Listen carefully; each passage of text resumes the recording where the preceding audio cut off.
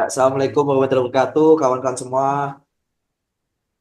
Waalaikumsalam Waalaikumsalam warahmatullahi warahmatullahi wabarakatuh. wabarakatuh. Terima kasih ya kita berkumpul di sini ya kan. Kita mau sharing-sharing nih ya kawan-kawan ya. Gimana nih setelah kita udah lama nggak berjumpa ya dari kita lulus dari kita pendidikan dulu ya. Ini cukup mengobati rasa kangen kita nih ya. Jadi pada kesempatan kali ini nih ada yang mau kita bahas nih kawan-kawan yaitu kita mau bahas apa sih kebanggaan kita gitu loh, bagaimana kebanggaan kita dengan bangsa Indonesia melalui pekerjaan kita, yaitu melalui pekerjaan di bidang pemasyarakatan ini ya kan. Eh, yang mana itu bahwa dengan dinamikanya kita tuh apa sih yang bisa kita bagi untuk masyarakat ini supaya masyarakat itu bisa tahu gimana sih menjadi seorang petugas pemasyarakatan itu, dan apa sih hal yang membuat akhirnya kita tuh cinta dengan pekerjaan kita dan kita cinta dengan Indonesia ini ya kan. Mungkin ada kawan-kawan yang mau menceritakan dulu nih gimana nih setelah penempatan di tempat rekan-rekan bekerja sekarang nih, gimana, ada yang mau menjelaskan dulu nih kawan-kawan nih? Mungkin kayaknya Budila nih, Budila nih kayaknya punya banyak cerita yang bisa dibagikan dengan kita semua ini. Bagaimana Bu ini Bu, sharing-sharingannya Bu? Baik loh Pak Renal, saya kan dari orang orang Jawa ya, untuk terus bekerja di Palembang. Pertama kali bekerja langsung ditempatkan di Palembang dengan budaya yang sangat berbeda, dengan keanekaragaman, dengan bahasa, dengan eh, lingkup budaya sosial, pertemanan di kantor juga berbeda. Menurut saya sangat menantang untuk bekerja di luar dari zona nyaman kita. Dan untuk proses pengenalan diri, bekerja di Palembang ini cukup mudah karena di sini tuh orangnya terbuka dan mau untuk memberikan informasi pembelajaran bagi orang-orang baru yang ada di sini. Seperti itu Pak Renal. Oh, apa namanya, ini nggak bisa diceritakan nggak apa tuh yang udah dialami selama penempatan di Palembang nih Bu Dila nih, apa mungkin ada hal yang bisa dibagikan dengan kita seperti mungkin budayanya atau mungkin kondisi geografisnya seperti apa tuh bisa kita bagikan ini Bu Dila ini? Kalau Palembang sendiri itu cukup terkenal dengan pempeknya ya, yang pasti. Hmm. Pempeknya, terus untuk budaya seperti di sini juga terkenal batik Ciprat, terus batik Jumputan. Nah, kan saya ini bekerja di Balai Pemasyarakatan Kelas 1 Palembang. Nah, itu kan ada program pembimbingan nih, pembimbingan yang berlangsung beberapa kali pada setiap tahunnya. Nah, untuk bulan kemarin kami ini bekerja sama dengan Dinas Sosial yang ada di Kota Palembang mengadakan pelatihan batik ciprat. Jadi bagi klien pemasyarakatan yang sudah bebas dari lembaga pemasyarakatan itu sendiri. Dan pembuatan batik ciprat ini juga bisa membangkitkan rasa cinta tanah air bagi klien itu sendiri, karena uh, klien itu ditumbuhkan menghargai dan melestarikan budaya Indonesia. Lebih jauh juga, pembimbingan ini menambahkan kreativitas serta membuka peluang baru bagi klien untuk memiliki keterampilan produktif. Dan juga itu pasti menambahkan lapangan pekerjaan setelah bebas dari lapas. Hmm, Namun tantangan dalam melaksanakan program ini yaitu gimana kita untuk terus membuat program ini agar terus maju dan tidak hanya berhenti pada sekali pembimbingan, tapi untuk pembimbingan tapi bisa nanti dijualbelikan hasil baterai cepat itu, atau lebih beratnya di situ sih, gimana nanti kita untuk berterus-terusan untuk membimbing klien itu tidak hanya berhenti pada uh, membimbing klien untuk bisa membuat suatu produk yang membanggakan. Seperti itu Pak Renal. Oke, berarti termasuk ini ya Bu, termasuk aktif juga ya untuk pembimbingannya di Bapas kelas 1 Palembang ini, yang mana dia adalah tadi buat tentang batik ya. Eh, menurut saya sendiri, menurut saya ya, bahwa batik itu merupakan salah satu identitas Indonesia yang mana udah diakui oleh UNESCO, yang mana kita bangga dengan kita memiliki batik seperti itu, apalagi dari batik Ciprat. gitu kan, yang mungkin berbeda dengan batik-batik yang lain. Dan situ bisa kita tahu ketika kita jadi petugas pemasyarakatan bahwa oh ternyata ada loh batik ciprat di Indonesia itu yang mungkin ketika kita tidak menjadi petugas pemasyarakatan saat ini, mungkin kita nggak tahu ada tidak batik cipratnya itu ya kan. Itulah mungkin salah satu dinamika, salah satu hal yang patut kita syukuri menjadi petugas pemasyarakatan ini ya kan. Kita perlu berbangga diri, kita perlu bangga dengan pekerjaan kita, dengan bangsa Indonesia ini tentunya dengan keragaman budaya yang mana bisa kita kolaborasikan dengan pekerjaan kita di lapangan. Nah, terus nih ada kawan-kawan kita yang lain nih. Pak Rido, gimana Pak Rido? Pak Rido, di mana nih sekarang penempatannya dan gimana nih? Ada nggak cerita yang bisa kita bagikan Pak Rido nih? Tes. Baik, Pak Renal. Terima kasih atas kesempatan waktu untuk menyampaikan argumen.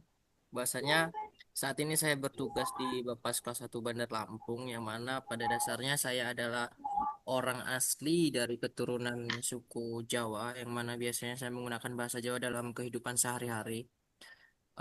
Kemudian ketika pertama kali memang sampai dan menjalankan tugas di Lampung ini, ada sedikit shock kultur yang memang membawa sedikit perbedaan, karena ada sedikit perbedaan dalam penggunaan bahasa mereka, karena memang di sini masih banyak masyarakat yang menggunakan bahasa daerah Lampung, yang mana memang eh, menurut saya pribadi cukup sulit untuk dimengerti.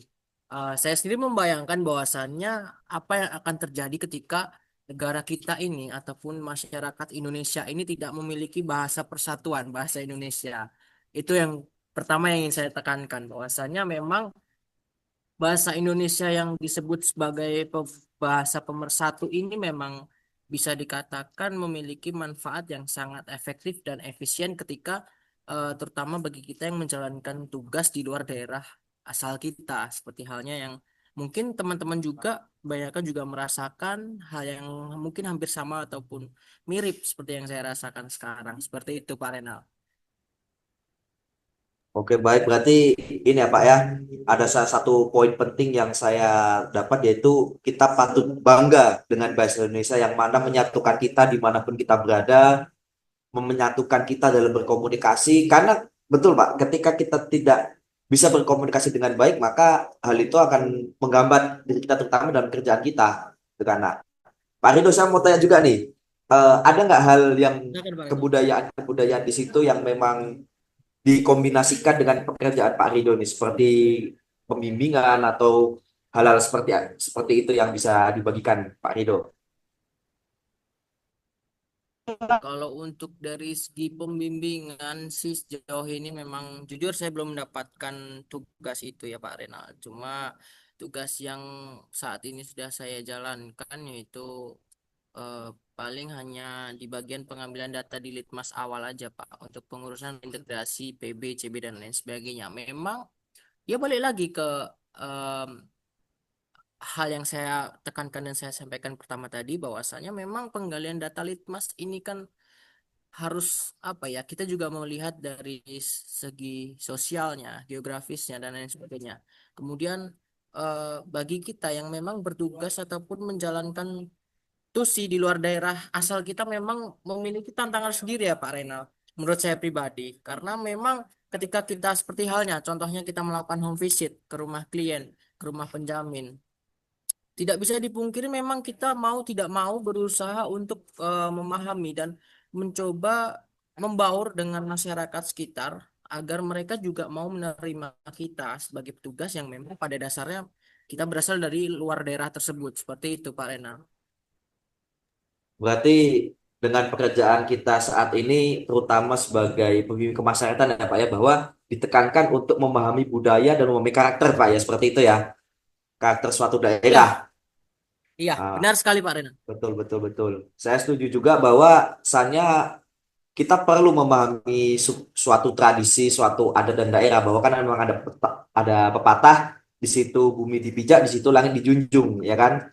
Betul seperti itu, Pak Rido ya, bahwa Siap, memang terima kasih Pak. bahwasannya betul, bahwasannya ketika kita di suatu tempat memang kita tidak bisa bahwa seolah-olah kita membawa tradisi yang biasa kita pakai, bahwa kita harus menyesuaikan tradisi tersebut. Dan ke keragaman adat istiadat budaya itulah yang akhirnya membuat kita ini Indonesia menjadi Bhinneka Tunggal Ika. Meskipun berbeda.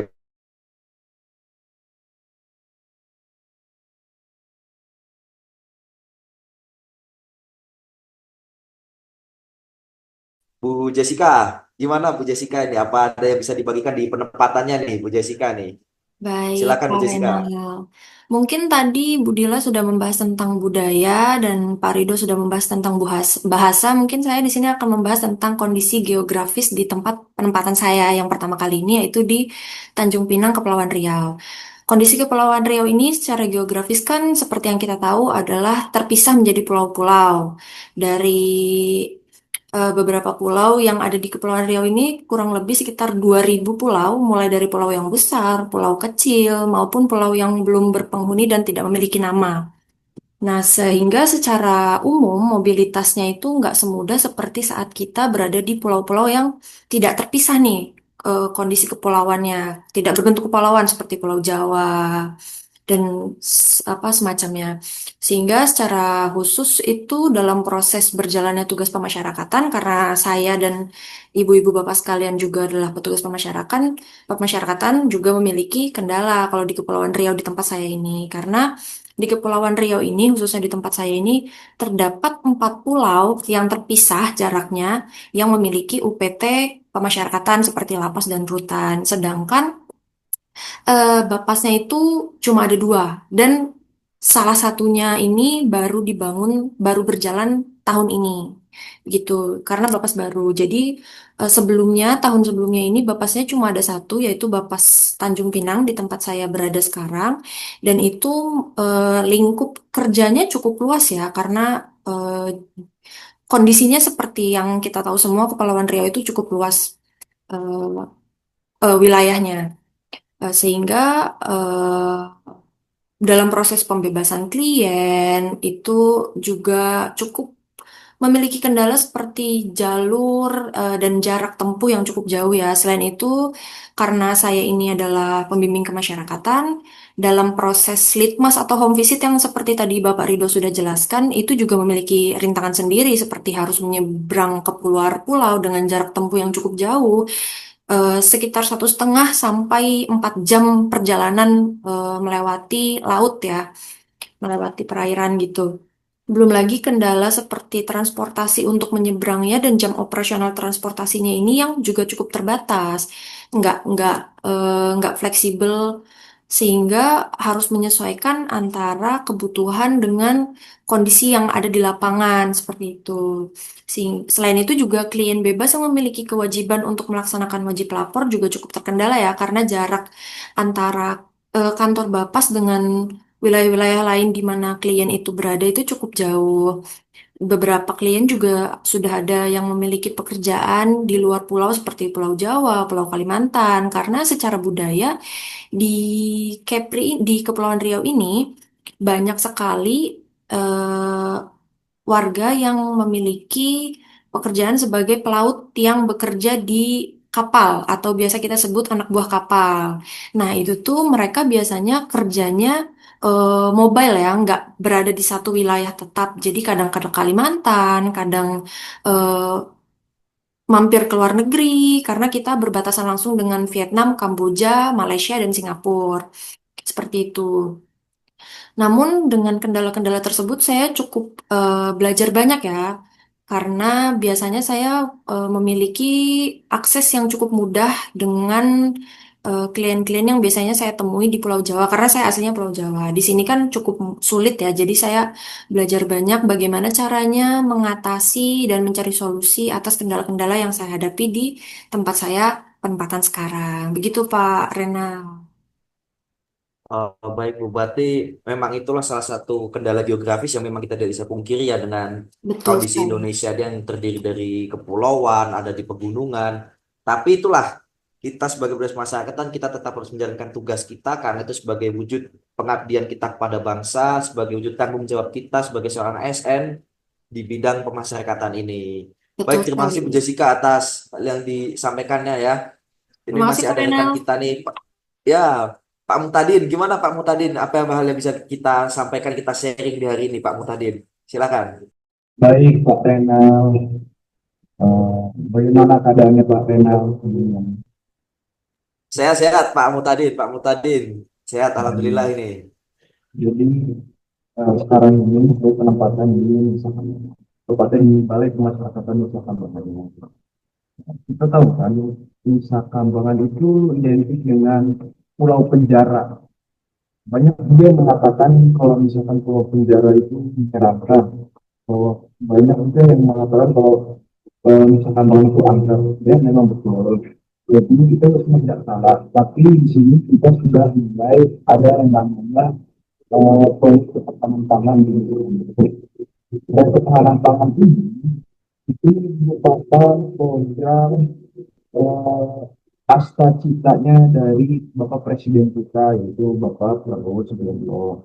Perlu kita tahu nih, Kambangan itu menjalankan program yang namanya revitalisasi pemasyarakatan di mana di penjara ini narapidananya diklasifikasikan berdasarkan tingkat resikonya masing-masing. Yaitu yang pertama ada yang namanya minimum security. Lapas minimum security ini itu dengan tingkat keamanan yang paling rendah. Yang kedua itu lapas medium security. Yang ketiga ada lapas maksimum security dan yang terakhir ada super maksimum security. Nah, keempat lapas ini itu punya peranannya masing-masing berdasarkan tingkat risikonya. Dalam proyek ketahanan pangan Pak Prabowo ini, kita menggerakkan lapas-lapas minimum security dan medium security untuk menjalankan proyek ketahanan pangan.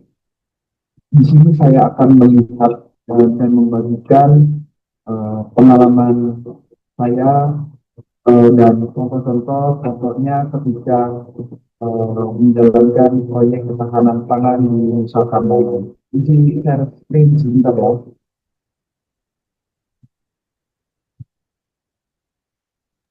Baik, Pak Mutadin, berarti di Nusa Kambangan ini sekarang fokusnya adalah ketahanan pangan, Pak ya. Ya, baik. Di sini kita lihat, di sini ada yang namanya proyek tambak udang dan proyek ya tambak udang dan juga proyek ikan. Nah, di sini kita lihat di sini eh, pantai Bantar Panjang, itu pantai eh, pantai yang pasir putih ya, kalau pasir putih yang agak sebelah sana dikit. Nah, di situ ada pantai Komando. Nah, di sini ada yang namanya tambak udang di belakang pantai pasir putih di lapas. Baik, nah di sini ini ada yang namanya eh ini waktu programnya menteri ketika datang ke sini dan Pak Dirjen juga sedang panen padi dan ini juga ada kita ini menghasilkan telur tiap harinya itu ada sekitar 2.300 sampai 2.500 telur atau 136 juta setiap hari pertambangan. Nah, ini juga program panen padi ya di kemarin. Baik, dan sekarang menurut saya Nusa Kambangan ini sudah mulai ke arah lapas yang produktif. Artinya di sini kan sudah ada klasifikasi lapasnya dan di sini juga sudah ada peranan lapasnya masing-masing dan kita tuh sudah mulai menggerakkan lapas-lapas minimum dan juga medium untuk memperoleh hasil yang ada untuk membantu Indonesia semakin menuju Indonesia emas bagi. Terima kasih Bapak Renal. Baik, saya stop saya. Oke, baik. Berarti poin yang saya tangkap ini bahwa sekarang Nusa Kambangan yang dahulu mendapatkan stigma masyarakat yaitu wah pulau penjara, wah seram seperti ini. Bahwa sekarang sudah berubah menjadi suatu hal proyek besar yaitu proyek ketahanan pangan yang mana termasuk dalam asta cita Pak Prabowo. Tentu Bapak Renal. betul, tentu sebagai petugas masyarakatan terutama yang bekerja di Nusa Kambangan ya Pak Mutadin, pasti Anda sangat bangga ya dengan adanya proyek ini. Betul Pak Mutadin? Tentunya di sini kita bangga memiliki proyek ketahanan pangan, tapi kita juga tidak harus melupakan yang namanya tugas utama kita, yaitu memberikan pengamanan dan pembinaan kepada narapidana. Itu yang paling penting, Pak Renan. Betul, betul setuju. Karena memang mau bagaimanapun adalah inti dari pemasyarakatan adalah pembinaan dan pembinaan pada warga binaan supaya dia menjadi lebih baik. Dengan adanya ketahanan pangan ini saya rasa hal ini akan membantu dalam proses pembinaan bagi narapidana setelah dia bebas nanti dengan keterampilan segala macamnya itu kan. Dan juga di satu sisi bahwa ternyata setelah saya mendengar dari kawan-kawan bercerita di penempatan seperti apa, bahwa ada satu poin penting yang saya dapatkan bahwa kita bangga dengan bangsa Indonesia ini melalui tugas kita sebagai petugas pemasyarakatan yang mana dengan dinamikanya, dengan tadi kendala segala macam, dengan hal-hal yang kita hasilkan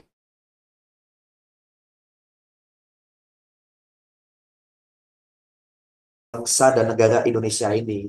Nah, inilah yang bisa kita lakukan sebagai petugas pemasyarakatan, hal yang perlu kita banggakan sebagai petugas pemasyarakatan, bahwa dengan pekerjaan kita ini kita tahu ternyata Indonesia itu seindah itu dan Indonesia ini memiliki banyak sekali hal-hal yang bisa kita eksplor, terutama dalam hal-hal budaya, dalam hal-hal masyarakat, dalam hal-hal kerajinan segala macam, itu bisa kita gali dan kita bisa bangga untuk hal itu.